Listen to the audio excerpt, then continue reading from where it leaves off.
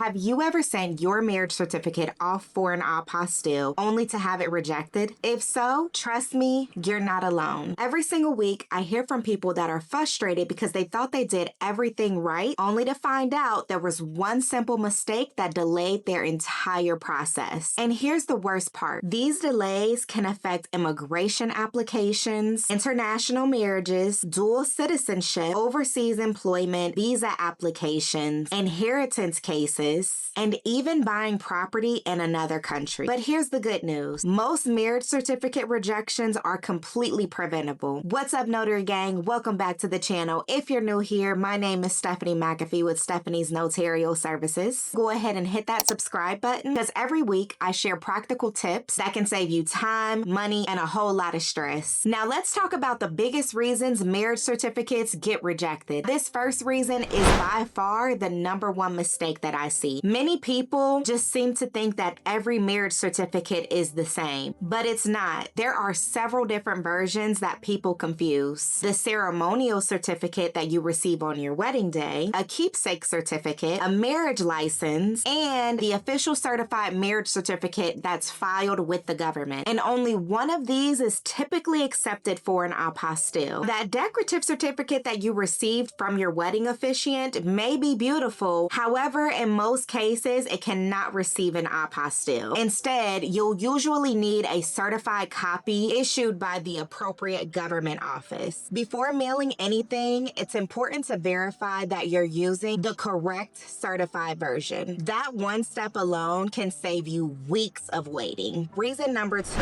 it isn't a certified copy. Photocopy is not enough. A scanned copy isn't enough. Even a high quality color copy usually isn't enough. For an apostille, the document generally must be a certified copy issued by the proper authority or otherwise meet your state requirements. That certification tells the Secretary of State that the document is authentic. And if that certification is not there, the apostille office cannot verify the document. And I've seen people spend money on overnight shipping only to have the document mailed right back to them because it wasn't certified. So always check before you send it. This third reason definitely surprises a lot of people. Your document might technically be valid, but if it's laminated, water damaged, torn, missing part of the seal, or difficult to read, it could create problems during processing. Government agencies need to clearly identify the signatures, seals, and official information. And if those details aren't visible, they may reject the request or require a replacement certified copy. Keep important documents protected, but you want to avoid altering them in ways that could potentially interfere with official seals. Reason number four